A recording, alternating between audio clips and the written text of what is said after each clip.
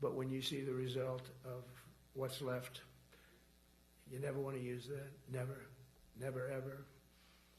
We were a little bit threatened by Russia recently, and I sent a submarine, nuclear submarine, the most lethal weapon ever made.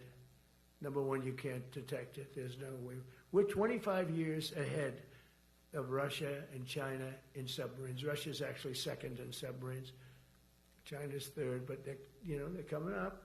They're coming up. They're way lower in nuclear too, but in 5 years they'll be equal. They're coming up. And you don't have to be that good with nuclear. You could have 1/20th what you have now and still do the damage. That would be, that'd be so horrendous.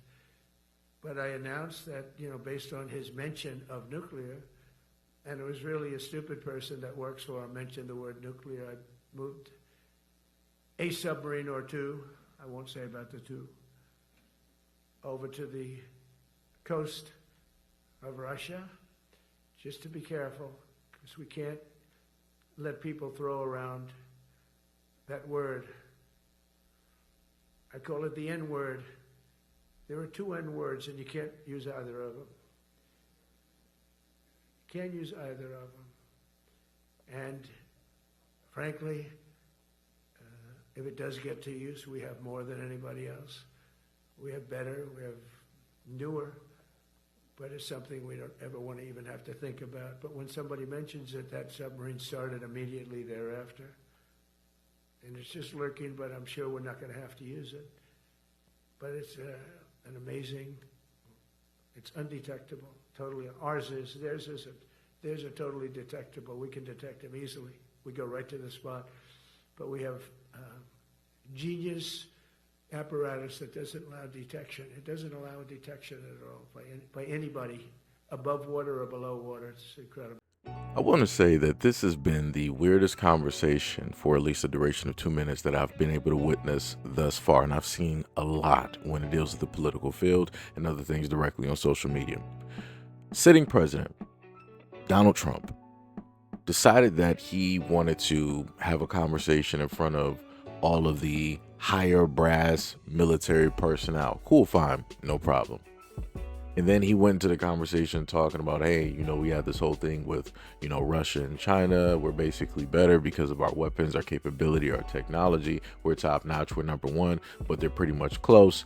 And, they're, getting to the point where even when it deals with nuclear options, they're still below us. But within 5 years, they will be equal directly to us, right? Even with 1/20th of what it is that they already have, they can still do the damage, right? So you get the gist of it, right? Talking about war, talking about the capabilities, talking about where everybody is on the political landscape. Cool, no problem. Again, following the conversation.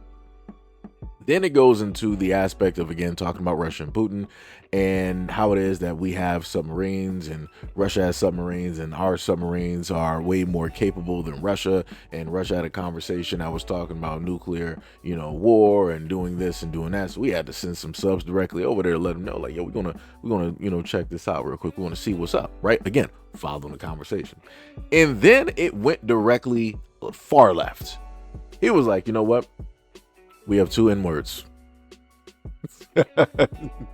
We got two N-words. Both of which you can't say. You can't speak of them. Both of them are bad. But this, that, and the third, and all this other. How do we get here, right? So we know that one of the words that he was referring to is nuclear, right, or nuke, right? We know what one of those words are. What's the other word? What is the other word when we are specifically dealing with this conversation when it's supposed to be dealing with war? Because he's specifically talking about the United States. He's talking about America. This is why he said that we have two N-words.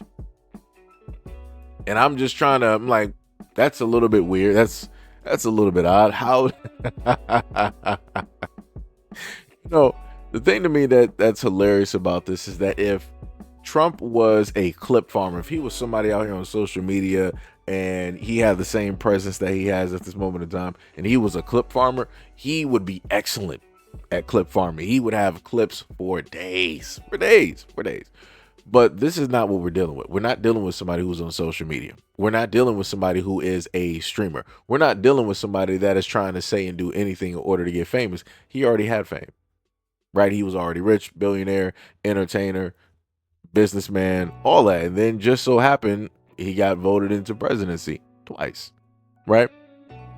So we are looking at something vastly different of which we have never seen before. And I'm just going to say to a lot of people, I'm just going to view this as entertainment, realistically, because it gets to a point where you realize that those out there are trying to make something happen. They're trying to have a causation. They're trying to have a formulated catalyst in order for certain things to transpire and happen. And I want to note that he said all of this while being in a room with the highest brass across the American military, who more than likely just so happen to be the greater majority of white. So again, speaking directly to the fan base, speaking directly to his people, speaking directly to his men of his community, right? That he rules directly over. So nobody's going to tell me that he doesn't know what it is that he is saying. I see a lot of people online trying to state that, oh, I can't wait for the libs, can't wait for the blacks to sit up there and this, that, and the third. I'm like, I'm not sure what you want us to specifically do. What are you waiting specifically for? Like I said, a lot of things that people do are to antagonize.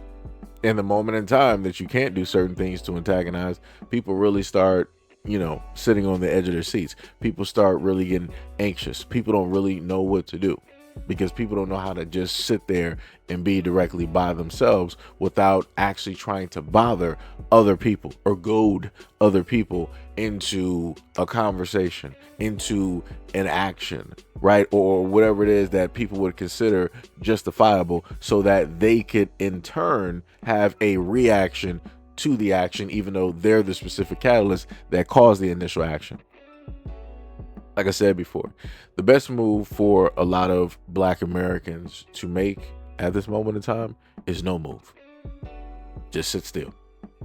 Let everybody else out there show you who exactly it is that they are, so that you can clearly identify these individuals and these people. So that by way of that, you can also identify the individuals of which follow said individual. And again, just start going directly through the line so that you can start seeing the full landscape in its totality, instead of in a fragmented view of which people always want to say that, oh, you can't sit up there and say that this, that, and all these other people are racist. You don't know all. Hey, no. We're going to sit back and watch. We're going to sit back and watch, and we're going to let those people's actions or inactions dictate who it is that they are. And like I said, actions do speak loud, but silence speaks even louder. And that's something that a lot of people don't even understand, even still to this day, given the history that we have in the United States. But anyways, let me know what you guys think about this video and everything that I stated in the comment description below. And as always, peace, love, and stay tuned for the next video.